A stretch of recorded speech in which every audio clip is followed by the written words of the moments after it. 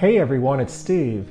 I'm here at my 3.5 by 5.5 foot N-scale project layout that I've been working on for the past 1 or 2 months or so. And I wanted to give kind of an informal update this go around before I do my full formal update here and kind of the part 2 of this layout project build. But I have made enough progress to actually run some trains, and so we're going to do that here in a little bit and kind of just talk about where things are at.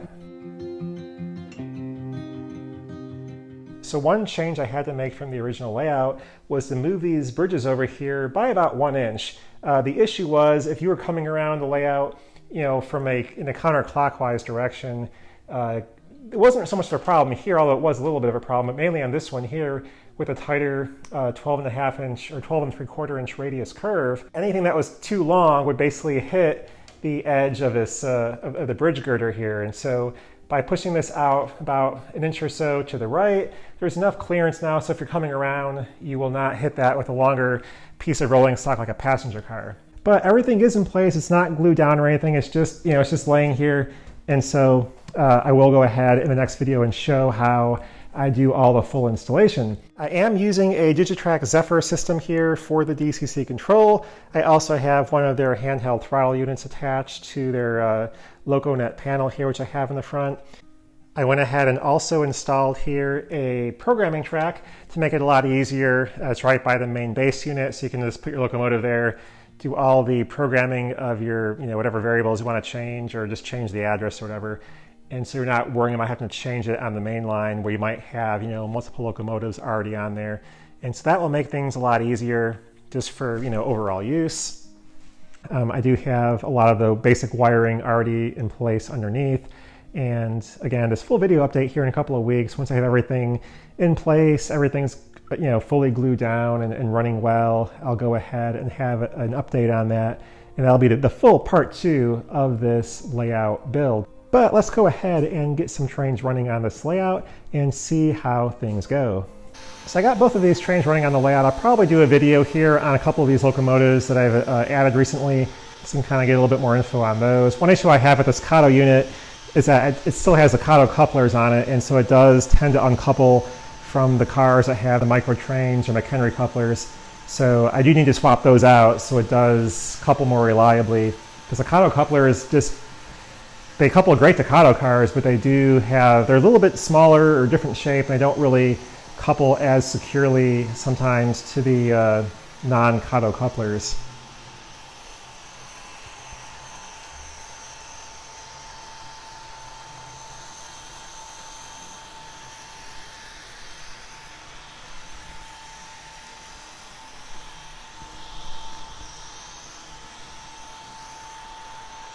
We'll go ahead here and switch tracks.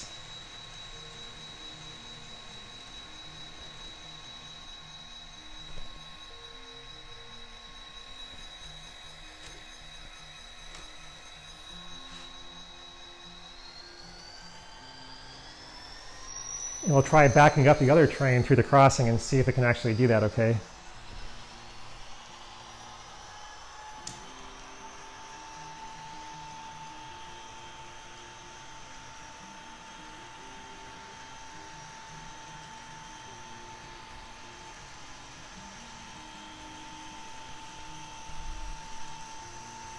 As far as Kato turnouts and crossovers, I do have number 6 turnouts, and I have the double crossover here and a single crossover in the back.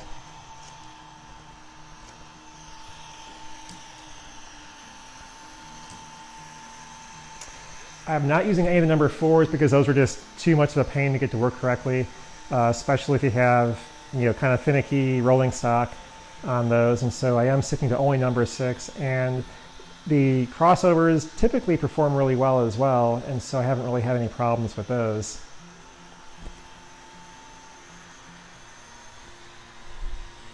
So now we'll see how things go with the passenger train on the inner track, which is a narrower radius. That's where you may have more of a clearance problem potentially. So I'm trying to run a lot of trains on here, different types of rolling stock to make sure all the clearances are good. I do, however, want to pick up the Athearn Big Boy and run it on here. That's pretty much obviously the biggest thing you're ever going to run. The Athearn Big Boy can take an 11-inch radius curve in theory, although it probably look pretty silly. But since the outer loop has a 13.7-inch and the inner track is 12 3/4, both are bigger than that, and so theoretically it would work. Probably still have issues here on these bridges with that potentially. Maybe hitting these girders coming around on the upper level. So that may be something where you'll only go clockwise but not counterclockwise. We'll have to kind of see here how that works out. But I will try to get that here and test it out on this layout here in the coming weeks. And so that I don't think will become available until April though. So whenever I do get that Athearn big boy, I am going to try it out here on this layout, and that'll be a fun locomotive to see go on these curves.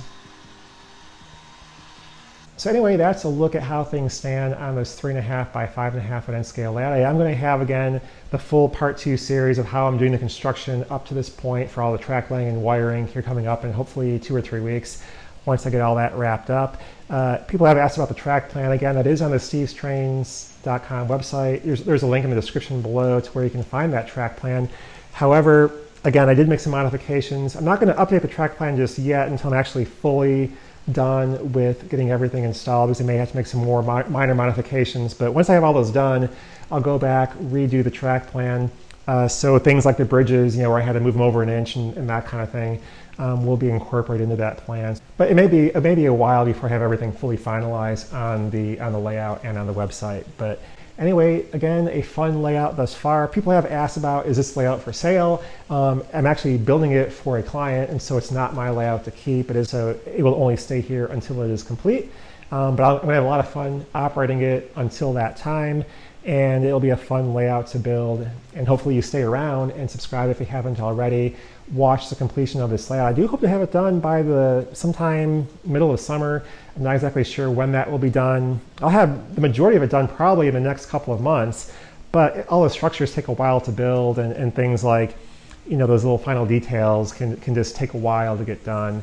We'll see, but hopefully this will be done sometime middle of the summer. I do have some other project layouts coming up as well later this year that I'll be getting going here before too long, and I'll have another video series on those. So again, lots of content coming up here on the channel in the next few months, but that's all for this video, and thanks for watching. Bye.